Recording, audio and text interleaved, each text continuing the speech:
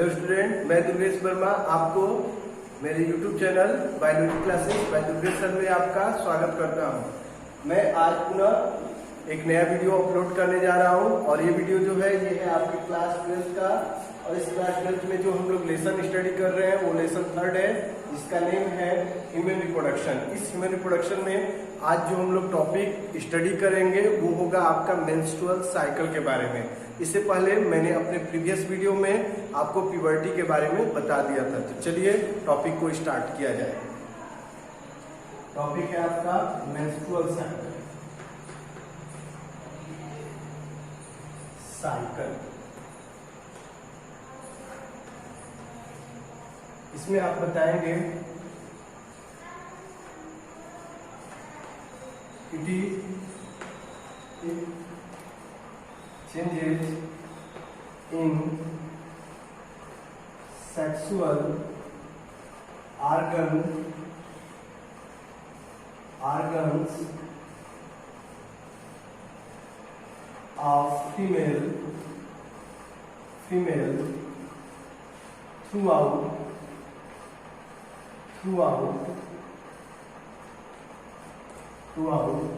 the reproductive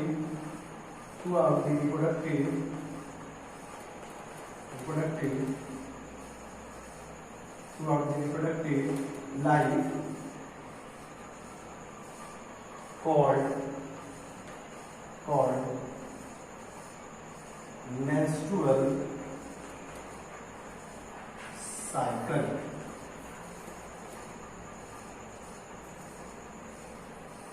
तो आप बता सकते हो, डिफिनीशन दे सकते हो, it is the rhythmic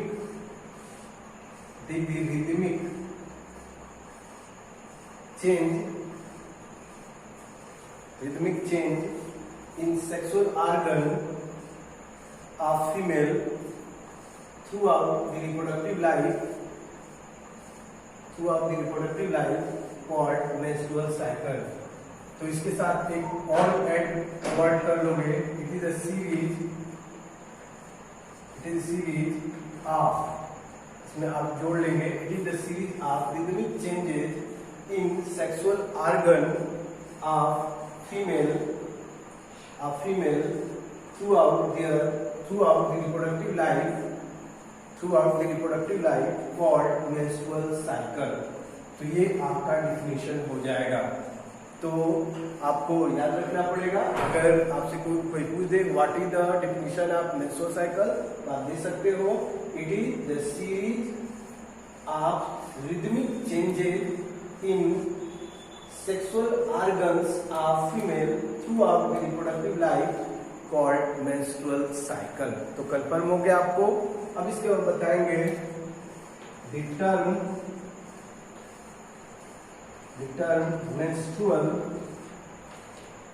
term menstrual arise from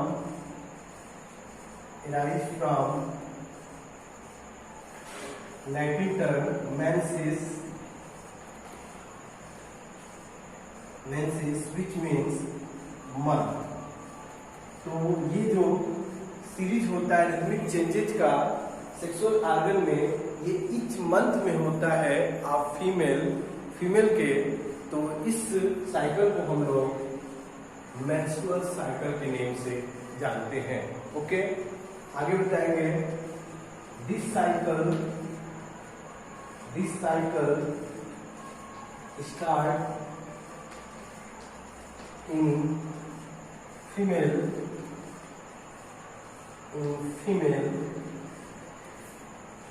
from puberty।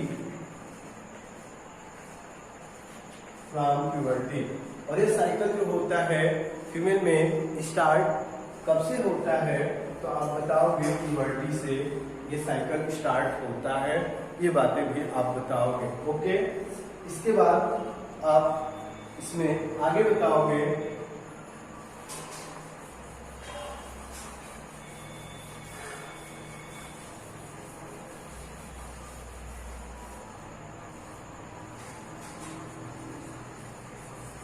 आप बताओगे आगे इच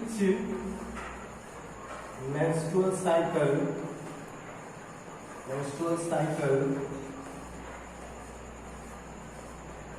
complete in 28-29 days। और प्रत्येक जो मेंस्ट्रुअल साइकिल होता है ये कंप्लीट होता है 28 to 29 डेज, इतने डे में कंप्लीट हो जाता है। इसके बाद आगे बताओगे फर्स्ट मेंस्ट्रुअल साइकिल ऑफ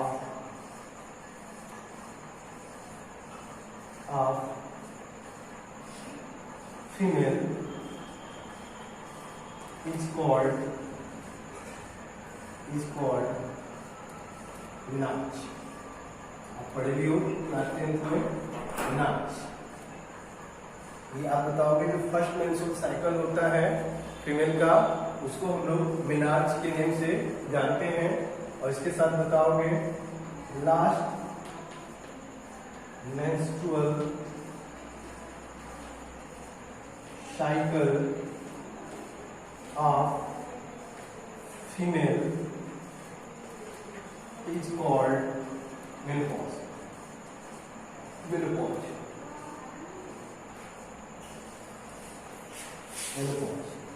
यहाँ पे मैं लिख दे रहा हूं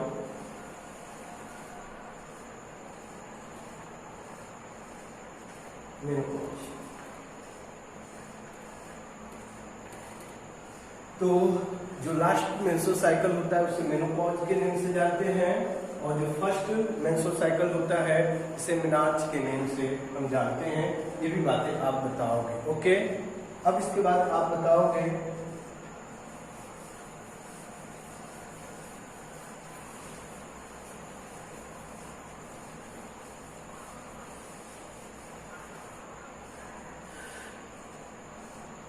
in each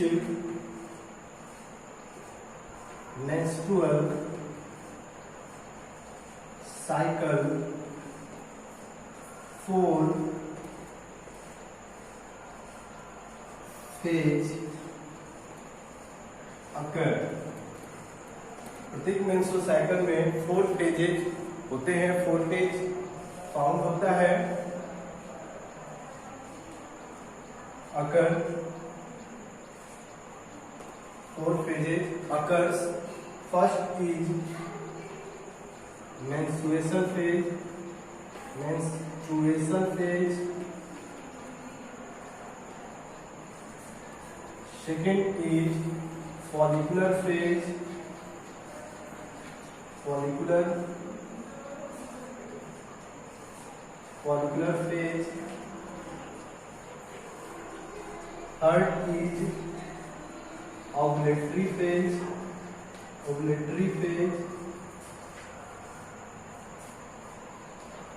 And last is luteal phase। तो ये जो मेंस्ट्रुअल साइकिल होता है ये 4 फेज में कंप्लीट होता है। फर्स्ट जो होता है वो आपका होता है मेंस्ट्रुएशन फेज। सेकंड जो होता है आपका फॉलिकुलर फेज। इसके बाद थर्ड जो होता है वो होता है ओवुलेटरी फेज और लास्ट जो होता है वो आपका होता है ल्यूटियल फेज। तो ये बातें आप बताओगे। फर्स्ट जो मेंस्ट्रुएशन फेज होता है ये कंप्लीट होता है, इसका जो टाइम होता है 1 to 5 डेज का, मेनली 1 to 5 डेज का। इसके बाद जो फॉलिकुलर फेज होता है ये होता है 6 to 13 डेज का। जो ओवुलेटरी फेज होता है ये 14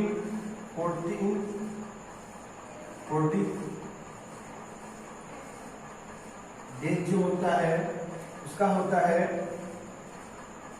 और इसके बाद आपका जो ल्यूटियल फेज होता है आफ्टर 50 to 28 डेज का होता है। तो आप बता सकते हो मेंस्ट्रुएशन जो फेज होता है ये कितने डेज का होता है बेटा, याद रखना 1 to 5 days. Second is follicular phase 6 to 13 days. और जो 14th डेज होता है डे जो होता है, सॉरी डे ही आप करोगे क्योंकि सिंगल डे होता है। 14 डे जो होता है वो आपका होता है ओवुलेटरी फेज, और इसके बाद 15 to 28 जो होता है ये आपका होता है ल्यूटियल फेज। तो ये फेजेज होते हैं जो प्रत्येक मेंस्ट्रुअल साइकिल में फाउंड होते हैं। ये बातें आप बताओगे। तो चलिए एक एक फेज के बारे में जाने कि प्रत्येक फेज में क्या होता है, कैसे होता है, ये सब हम लोग जानेंगे।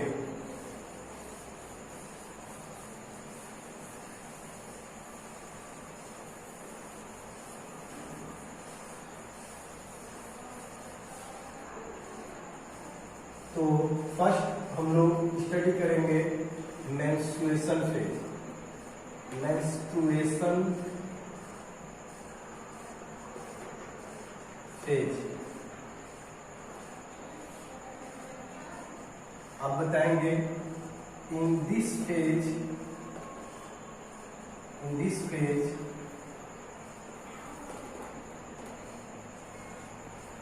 the wall of uterus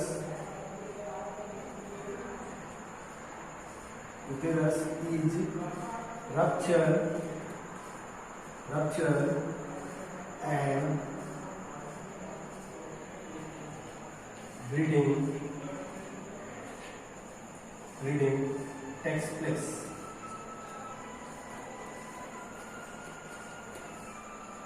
तो इस फेज में जो वॉल होता है यूटेरस का वो आपका रप्चर होता है और ब्लीडिंग टेक्स प्लेस, ब्लीडिंग होता है, ब्लीडिंग देखने को मिलता है। इसके बाद आप बताओगे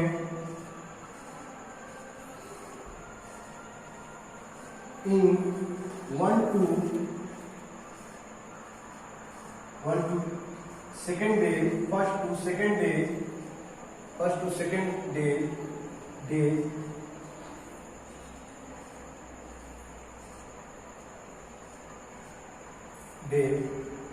more bleeding occur।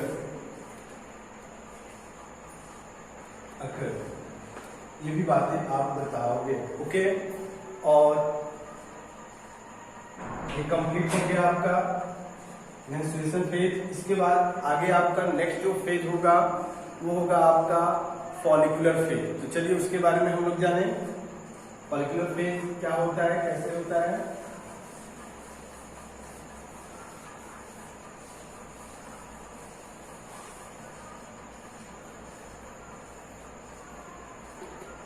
Follicular phase इसमें बताओगे आप ड्यूरिंग दिस फेज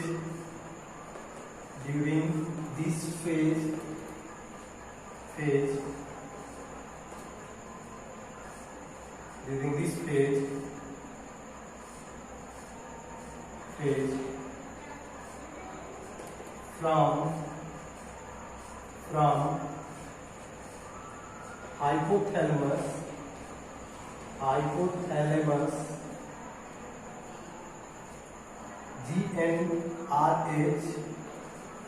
GnRH जिसको फुल फॉर्म बोलते हैं गोनैडोट्रोपिन हार्मोन,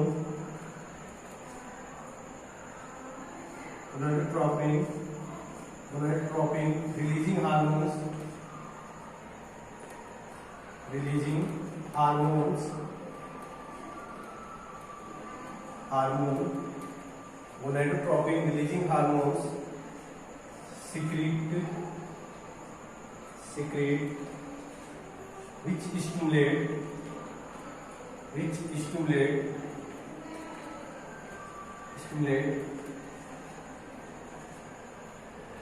to pituitary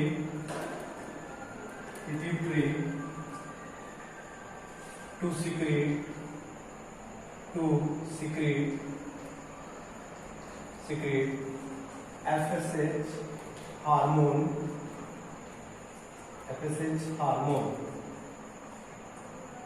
तो इस फेज में क्या होता है, ड्यूरिंग दिस फेज आप बताओगे फ्रॉम हाइपोथैलेमस से GnRH gonadotropin releasing hormone secrete होता है, जो स्टिमुलेट करता है पिट्यूटरी ग्लैंड को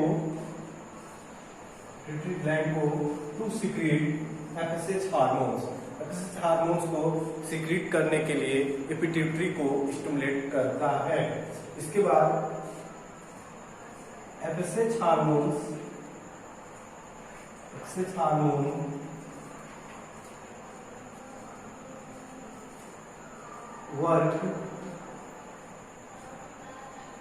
work in ovary of female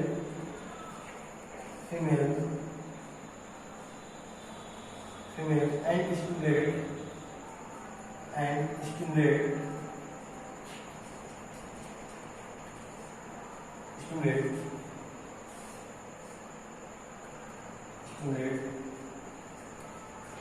to follicle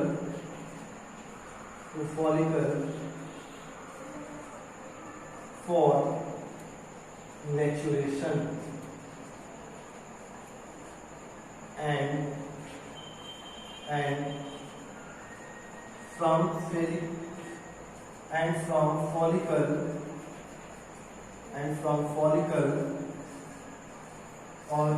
follicle से आप बताओगे आगे from follicle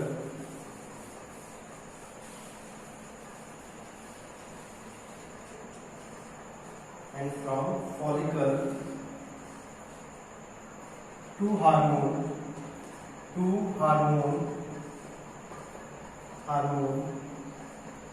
secreted first estrogen and second progesterone।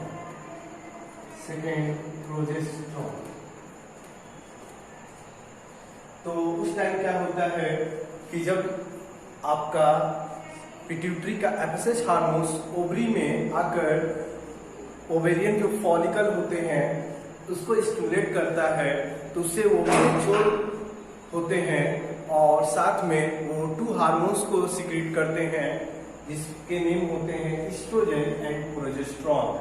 Okay बेटा, by the action of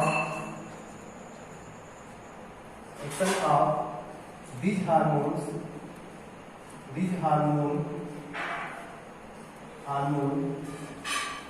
the uterine wall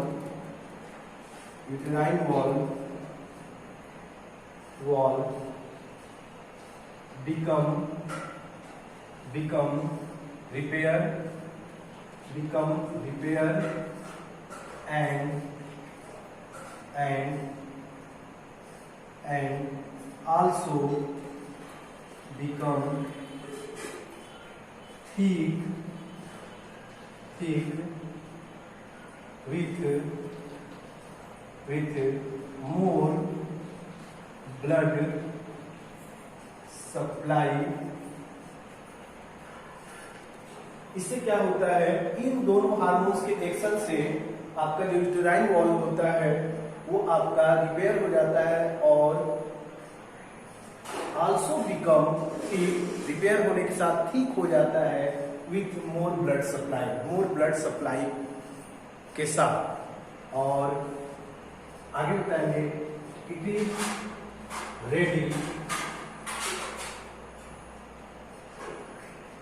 ready for pregnancy, और रेडी हो जाता है किसके लिए, प्रेगनेंसी के लिए।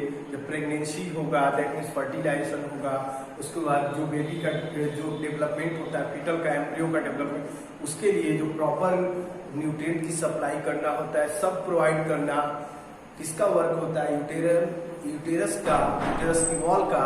तो इसको कंप्लीटली हम लोग प्रेगनेंसी बोलते हैं। और इसके लिए जो यूटेरस की वॉल होती है वो पूरी तरह से रिपेयर हो जाती है और इसके बाद जो नेक्स्ट फेज स्टार्ट होता है वो आपका होता है, आपको मालूम है, जिसका नेम है ओवुलेटरी फेज। तो उसको मैं बताऊंगा, लेकिन इसमें और कुछ बता दिया जाए।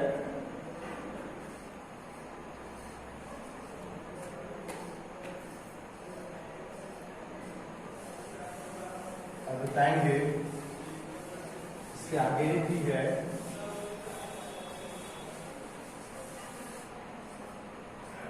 बताएंगे when estrogen level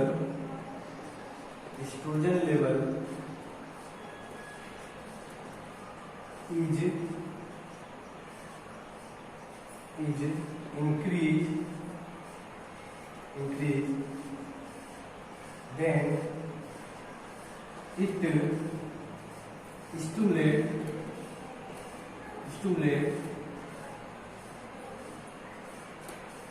to pituitary for secretion of second hormone LH। FSH तो पहले से सिक्रीट हो गया था, LH उस समय सिक्रीट होता है जब हमारे जैसे ही एस्ट्रोजन का लेवल इंक्रीज करता है तो उसका जो भी उसके कारण आपका जो पिट्यूटरी होता है वो स्टिमुलेट हो जाता है और वो सेकेंड हार्मोन सिक्रीट कर देता है जिसका नेम होता है LH। ओके बेटा, इसके बाद LH के सिक्रीशन के बाद ही स्टार्ट होता है आपका नेक्स्ट फेज, जिसका नेम होता है आपका ओवुलेटरी फेज। तो चलिए नेक्स्ट फेज हम लोग जान रहे हैं, ओवुलेटरी फेज।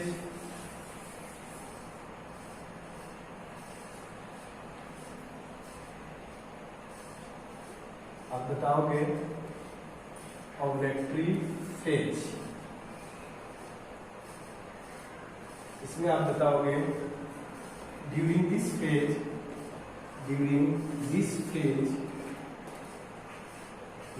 फेज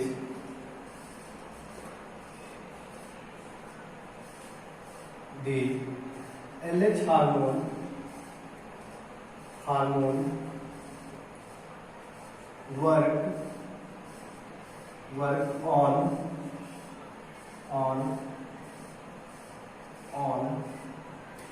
ग्रैफियन फॉलिकल में लिख सकते हैं या mature follicle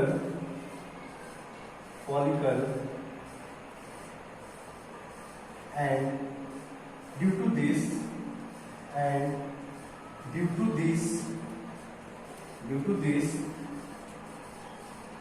this follicle become rupture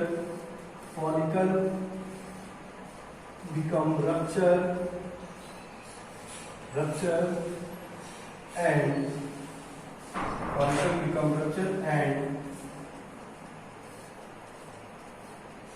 ovum come in fallopian tube. और बताएंगे ड्यूरिंग दिस फेज, इस फेज के ड्यूरेशन में क्या होता है, जो LH हार्मोन्स जो सिक्रीट हुआ है पिट्यूटरी से, ये वर्क करता है मैच्योर फॉलिकल पर, और जब मैच्योर फॉलिकल पर वर्क करता है तो इसके कारण फॉलिकल जो होता है, फॉलिकल की जो लेयर होती है, जो ओवम को सेकेंडरी साइड को कवर्ड की होती है, वो ब्रेक हो जाती है और ब्रेक होने से आपका ओवम निकलकर कहाँ पर चला जाता है, फेलोपियन ट्यूब में चला जाता है फॉर फर्टिलाइजेशन, क्योंकि आप जानते हैं फर्टिलाइजेशन कहाँ पर होता है, फेलोपियन ट्यूब में, इसलिए ये यहाँ पर चला जाता है। तो ये बातें आप बताओगे, रिच या कम इन फेलोपियन ट्यूब। आगे बताएंगे after ovulation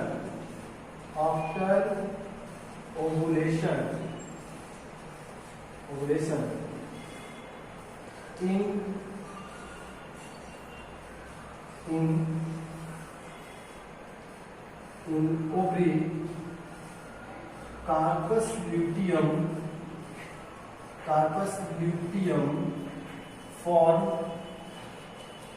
form which secrete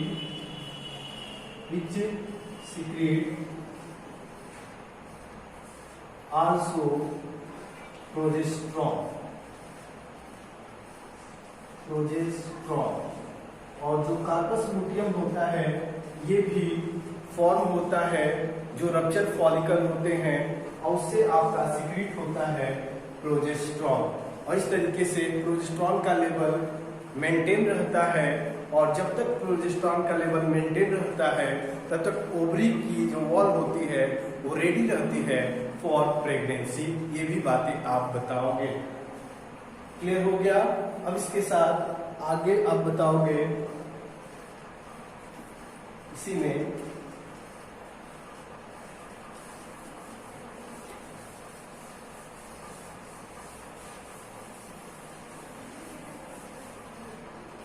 आगे आप बताओगे if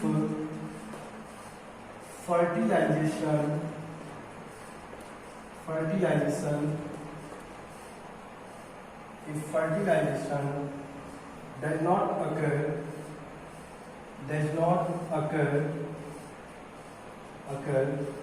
then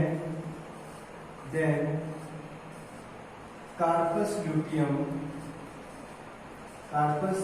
luteum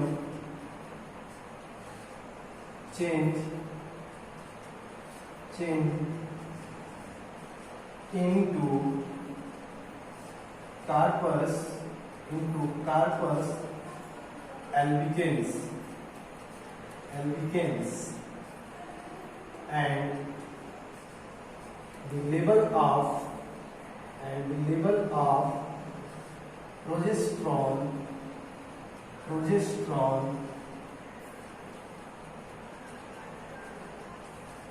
become reduce।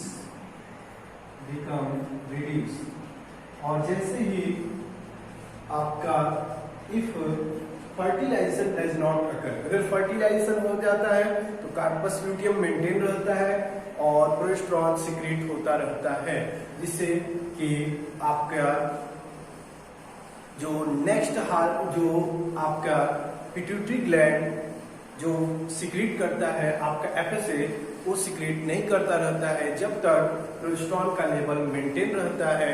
लेकिन अगर प्रोजेस्टेरॉन का लेवल मेंटेन नहीं रहता है इसके बाद ये जो आपका ओवम है ये यूटेराइन की वॉल प्रोजेस्टेरॉन के लेवल के कम होने से रप्चर हो जाती है और उसके साथ ब्लीडिंग होता है ल्यूटियल फेज के बाद। ल्यूटियल फेज जो होता है 25 आपके जानते ही हैं कि 15 to 28 डेज का होता है। उसके बिटवीन में आपका जो वॉल होती है यूटेराइन वॉल वो रप्चर हो जाती है और उसके साथ जो ओवम होता है ब्लीडिंग के साथ बाहर निकल जाता है और नेक्स्ट मेंस्ट्रुअल साइकिल स्टार्ट हो जाता है।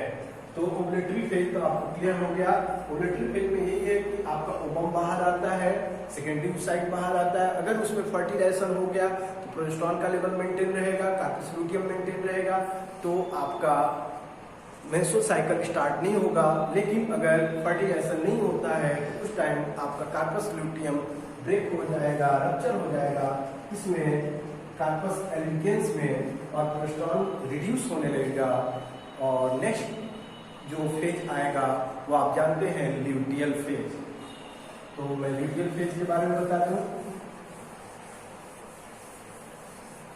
जिससे आपका कंप्लीट हो जाए। ल्यूटियल फेज इसमें आप बताएंगे ड्यूरिंग